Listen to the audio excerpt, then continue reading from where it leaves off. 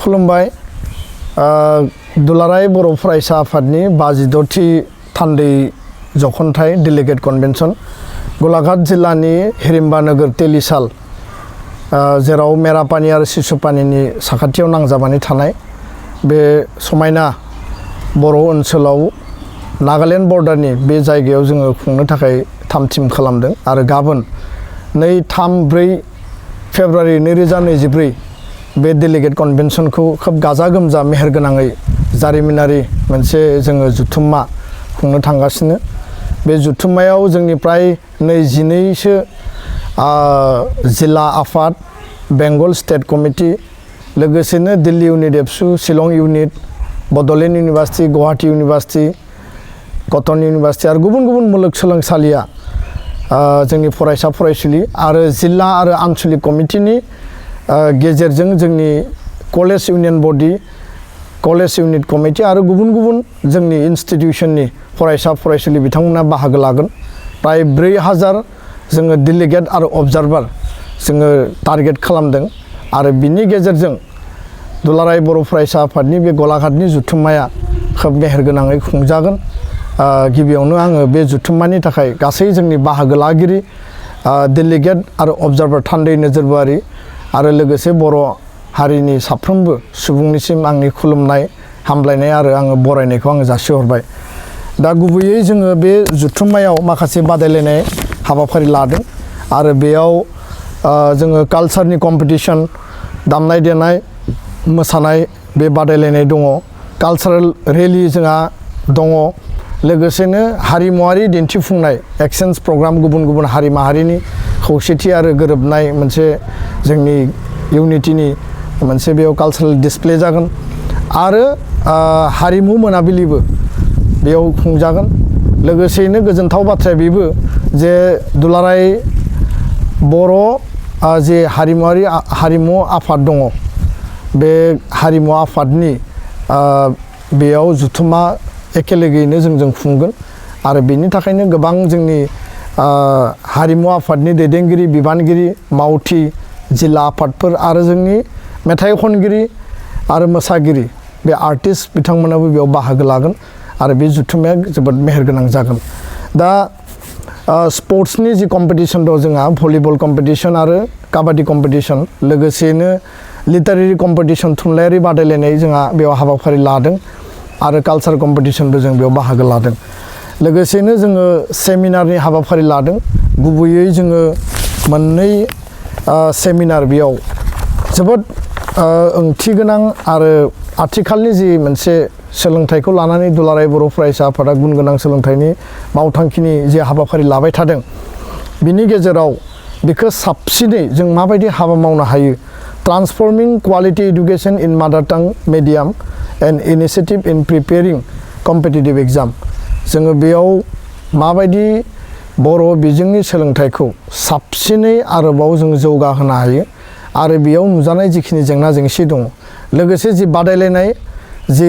National लेभेलनि, state लेभेलनि competitive एग्जामाव बेयाव जोङो जोंनि स्टुडेन्टफोरखौ माबायदि मटिभेसन होनो हायो आरो बिनि थाखाय जोङो मानगोनां तरेन बर' बिथां, प्रफेसार ननि गपाल महन्त, नीलकान्त गयारि, शंकर ज्योति बरुवा, जगदीश प्रसाद ब्रह्म आरो डक्टर दीपक बसुमतारी बिथांमोन रिनाउन्ड पार्सनफोरखौ लिंदों आरो रिसेन्टलि एससीएस आरो एपीएस मोननाय जोंनि माखासे केन्डिडेटफोरखौबो जोङो स्पेसियेलि बेयाव इनभाइट खालामदों जाहाथे स्टुडेन्टफोरजों बिथांमोना शेयार खालामनो हायो आरो बे हाबाफारिया जाबाय 3 तारिखआव जागोन।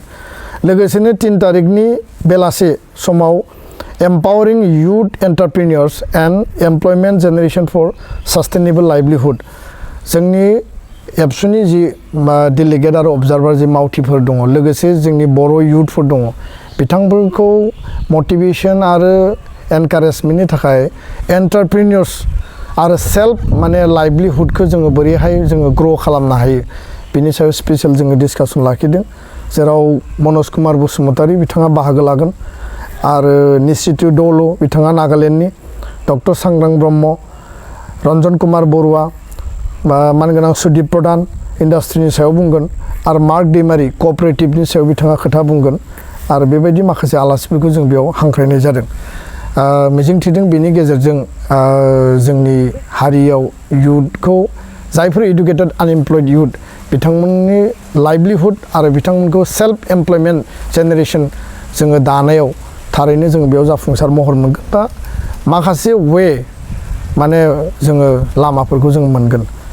4 तारिखआव 12टा बाजियाव जोंहा अपेन सेसन दङ आरो बे अपेन सेसनाव जोङो बेखेवगिरि हिसाबै डक्टर सुरत नार्जारी सार बिथांखौ जोङो हांख्रायदों थुनलाइ आफादनि आफादगिरि आसामनि गिबि मन्त्रि डक्टर हिमन्त बिश्व शर्मा बिथांखौ हांख्रायदों आरो चिफ गेस्ट हिसाबै जोङो हांख्रायदों डक्टर समुद्र गुप्त काश्यप नागालेण्ड इउनिभार्सिटिनि चेन्सेलर बिथाङा लोगोसे प्रमद बर' बिटिआरनि मानगोनां चिफ आसामनि केबिनेट मन्त्रि उरखाव गोरा ब्रह्म आरो गोबां माहारियारि आफाद आरो गौथुमनि गुबुन गुबुन हारिनि आरो बर' हारिनि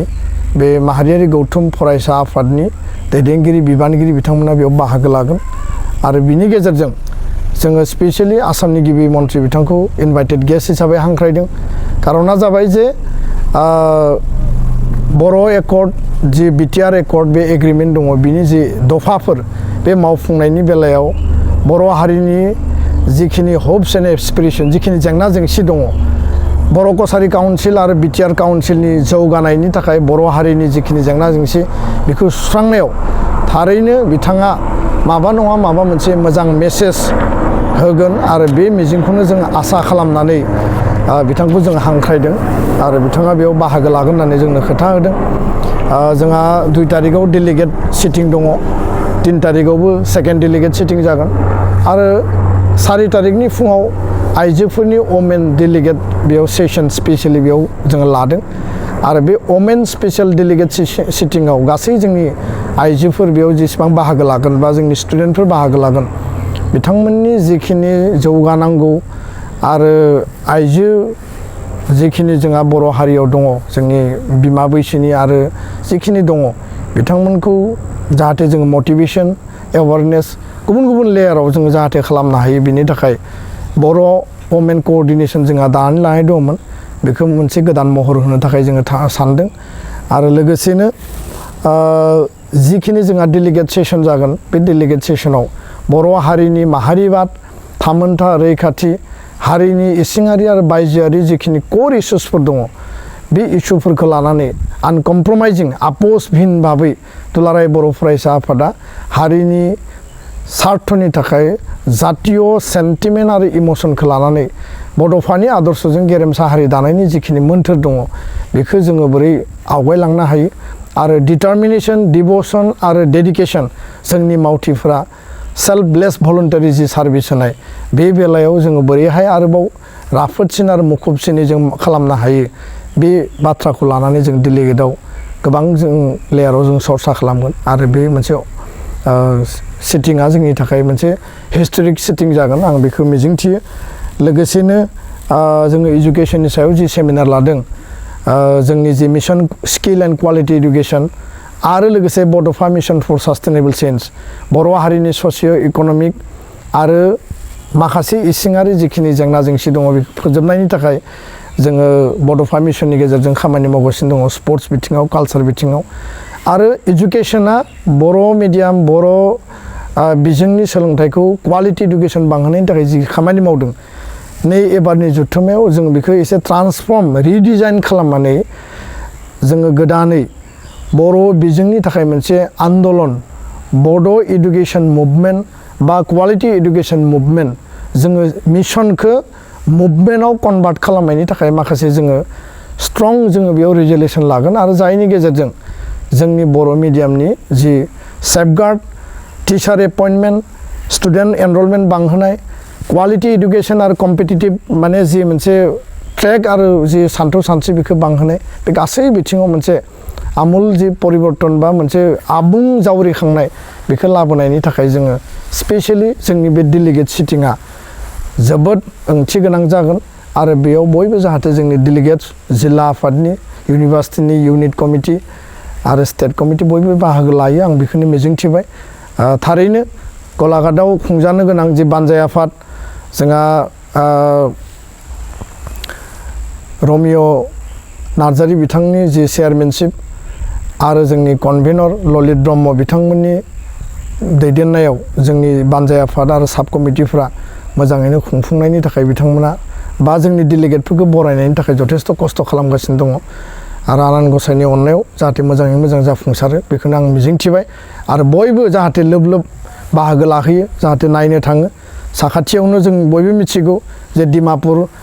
राजाबारि बर' कसारिनि बायखोन्दा नेरसोन दङ आरो साखाथियावनो कासमारि कसारि रायजोनि बायखोन्दा नेरसोन दङ हिस्टरिक मोनसे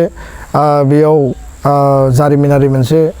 आर्किअलजिकेल माने मोनसे साइट आरो लोगोसेनो गलाघाट लामाजों थांनायावनो जोङो काजिरङा नेसनेल पार्कखौबो लामायावनो जों मोनलाङो दा बेखायनो बे गासै बर' हारिनि इउनिटि बर' हारिनि सास्टेइन पिस आरो बर' हारिनि बयनिबो मोनसे अनलायनाय गोरोबलायनायनि मोनसे नेरसोन बे जथुम्माया जागोन आरो जेराव बर' हारिया रायजो जानानै दङ बयखौबो जोङो समानै जौगाहोनांगौनि थाखाय एबसुआ सम आरो थासारिखौ नायनानै गुबुन गुबुन जिल्लायाव गुबुन गुबुन लकेसनाव जोङो जथुम्माखौ खुंबोदों आसाम नागालेण्ड बर्डार जेंना बेयाव दङ हा हुनि जेंनाबो दङ आरो बे जेंना जेंसिखौ नोजोर बोनानै जोंनि जि स्ट्रेंथ जोंनि जि मोनसे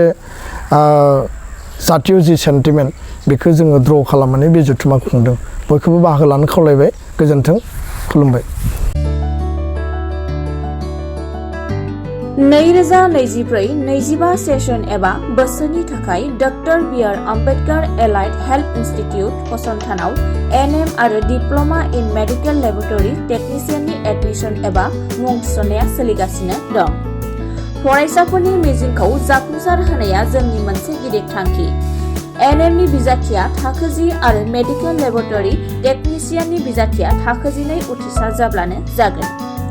उदालगुरि जिल्लानि DRDM मावखुलिनि सेरावनो थानाय doctor B R. Ambedkar allied health इन्स्टिट्यूटआव admission लानो गोसो गुदुं फरायसाफोरा 9957293454 आरो